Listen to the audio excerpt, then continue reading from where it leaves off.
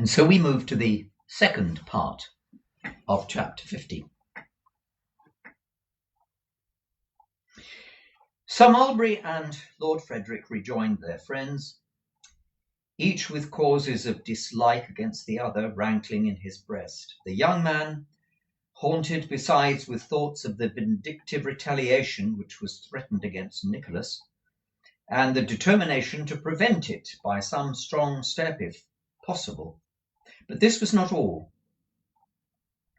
Sir Mulberry, conceiving that he had silenced him effectually, could not repress his triumph, or forbear him following it up when he conceived to be his advantage.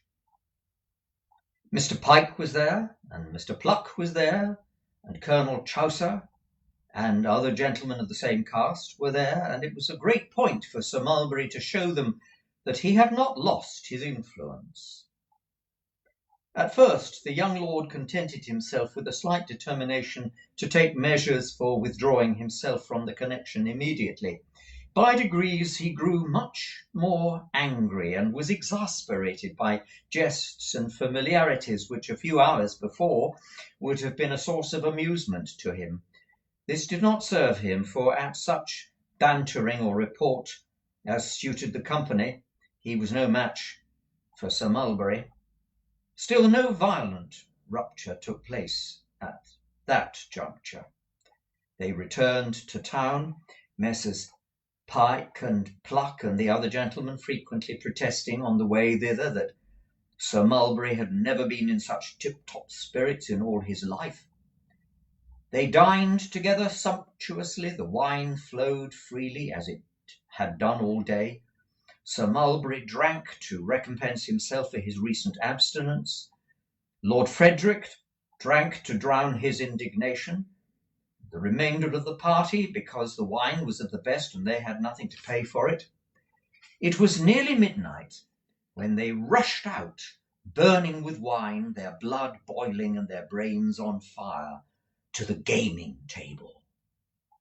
Here they encountered another party mad like themselves. The excitement of play, hot rooms and glaring lights was not calculated to allay the fever of the time. In that giddy whirl of noise and confusion, the men were delirious. Who thought of money or ruin or the morrow in the savage intoxication of the moment? More wine was called for, glass after glass was drained, their parched and scalding mouths were cracked with thirst.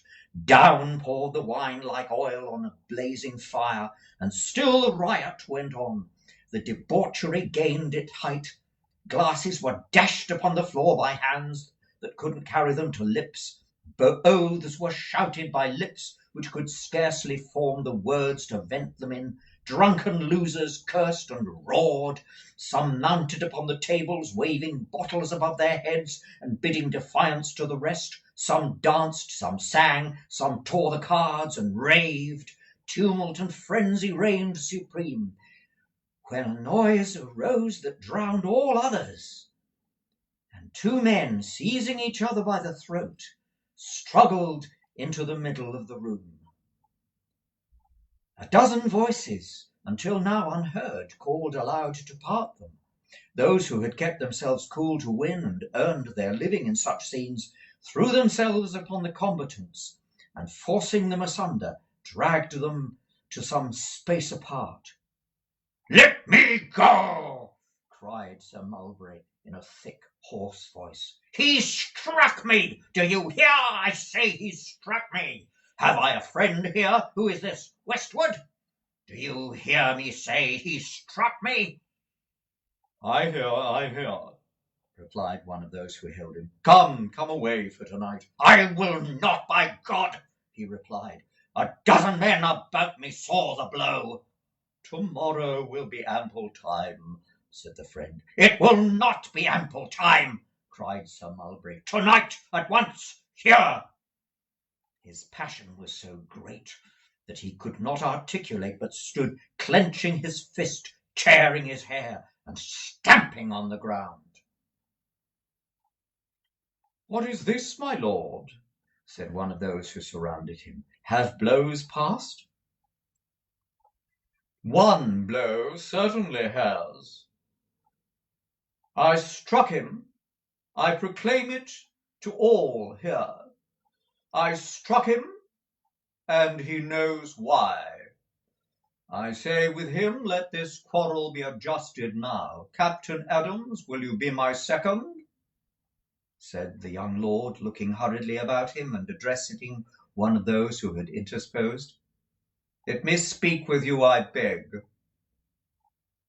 The person addressed stepped forward, and taking the young lord's arm, they retired together, followed shortly afterwards by Sir Mulberry and Westwood, his friend.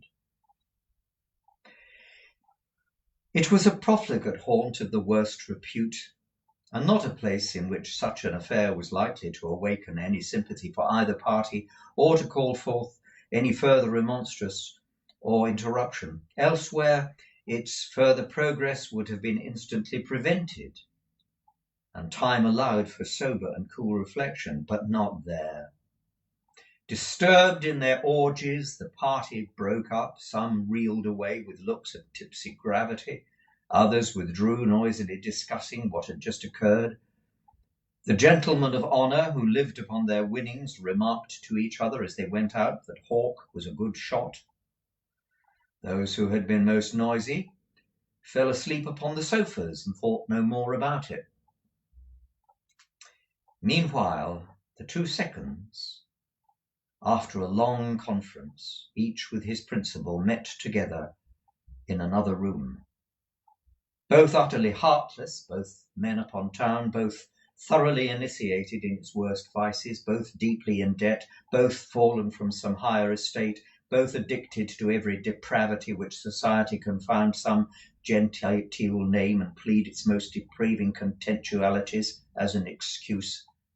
They were naturally gentlemen of unblemished honour themselves, and of great nicety concerning the honour of other people. These two gentlemen were unusually cheerful just now, for the affair was pretty certain to make some noise, and could scarcely fail to enhance their reputations. This is an awkward affair, Adams, said Mr. Westwood, drawing himself up. Very, returned the captain. A blow has been struck, and there is, of course, one course. No apology, I suppose, said Mr. Westwood. Not a syllable, sir, from my man, if we talk till doomsday, returned the captain. The original cause of dispute, I understand, was some girl or other, to whom your principal applied certain terms which Lord Frederick defended the girl and repelled. But this led to a long recrimination upon a great many sore subjects, charges and counter-charges. Sir Mulberry was sarcastic, Lord Frederick was excited, and struck him in the heat of provocation and under circumstances of great aggravation. That blow, unless there is a full retraction on the part of Sir Mulberry, Lord Frederick is ready to justify. Well, there's no more to be said, returned the other, but to settle the hour and place of meeting. It's a responsibility, but there is a strong feeling to have it over. Do you object to sunrise? Sharp work, replied the captain, referring to his watch. However, as it seems to have been a long time breeding, and negotiation is only a waste of time. No, I have no objection. Something may possibly be said out of doors after what passed in the other room, which renders it desirable that we should be off without delay and quite clear of town, said Mr. Westwood. What do you say to one of the meadows opposite Twickenham by the riverside? The captain saw no objection. Shall we join the company in the avenue of trees which leads from Petersham to Ham House, and we'll settle the exact spot when we arrive there, said Mr. Westwood. To this the captain also assented, after a few other preliminaries, equally brief, and having settled the road each party should take to avoid suspicion, they separated. "We shall just have comfortable time, my lord," said the captain, when he had communicated the arrangements, "to call at my rooms for a case of pistols, and then jog coolly down. If you will allow me to dismiss your servant, we'll take my cab, for yours perhaps might be recognized." What a contrast when they reached the street to the scene they had just left. It was already daybreak. For the flaring yellow light within was substituted the clear, bright, glorious morning. For a hot, close atmosphere tainted with the smell of expiring lamps and reeking of the streams of riot and dissipation, the free, fresh, wholesome air. But to the fevered head on which the cool air blew, it seemed to come laden with remorse for some time misspent and countless opportunities neglected. With throbbing veins and burning skin, wild eyes and heavy thoughts, hurried and disordered, he felt as though the light were a reproach, and shrank involuntarily from the day, as if he were some foul and hideous thing. "Shivering?" said the captain. "Are you cold?" "Rather. It does strike cold coming out of those hot rooms. Wrap this cloak about you. So, now we are off."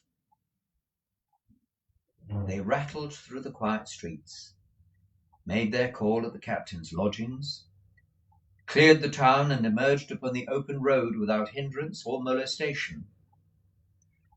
Fields, trees, gardens, hedges, everything looked very beautiful. The young man scarcely seemed to have noticed them before, though he had passed the same object 1,000 times. There was a peace and serenity about it all, strangely at variance with the bewilderment and confusion of his own half-sobered thoughts, and yet impressive and welcome.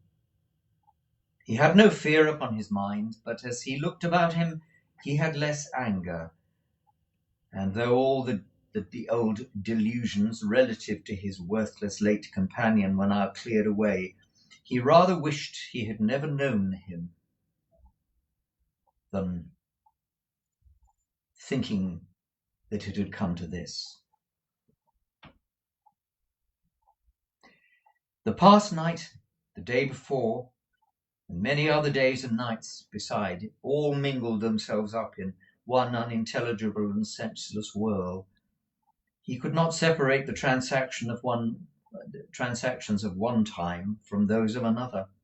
Now the noise of the wheels resolved itself into the same wild tune in which he would recognize scraps of airs he knew. Now there was nothing in his ears but a stunning and bewildering sound like rushing water.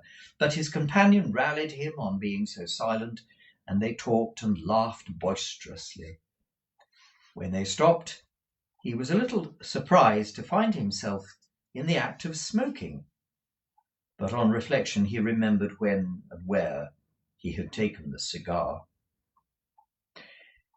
They stopped at the avenue gate and alighted, leaving the carriage in the care of the servant, who was a smart fellow and nearly as well accustomed to such proceedings as his master. Sir Mulberry and his friend were already there. All four walked in profound silence up the aisle of stately elm trees, which, meeting far above their heads, formed a long green perspective of Gothic arches, terminating like some old ruin in the open sky. After a pause and a brief conference between the seconds, they at length turned to the right, and taking a track across a little meadow, passed Ham House, and came into some fields beyond. In one, of course, they stopped.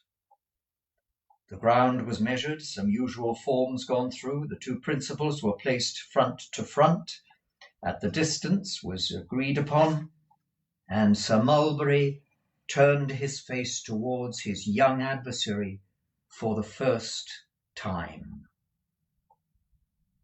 He was very pale. His eyes were bloodshot, his dress disordered, his hair dishevelled. For the face it expressed nothing but violent and evil passions. He shaded his eyes with his hand, gazed at his opponent steadfastly for a few minutes, and then, taking the weapon which was tendered to him, bent his eyes upon that, and looked up no more until the word was given, when he instantly fired. The 2 shots were fired as nearly as possible instantaneously. And in that instant, the young lord turned his head sharply round, fixed upon his adversary a ghastly stare, and, without a groan or stagger, fell down dead. "He's gone!" cried Westwood, who with the other second had run up to the body and fallen upon one knee beside it. "His blood is on his own head, damn him," said Sir Mulberry. "He brought this upon himself and forced it upon me." "Captain Adams," cried Westwood hastily, "I call you to witness that this was fairly done. Hawke, we have not a moment to lose. We must leave this place immediately, push for Brighton and cross to France with all speed. This has been a bad business and may be worse if we delay a moment. Adams, consult your own safety and don't remain here. The living before the dead, goodbye." With these words, he seized Sir Mulberry by the arm and hurried him away.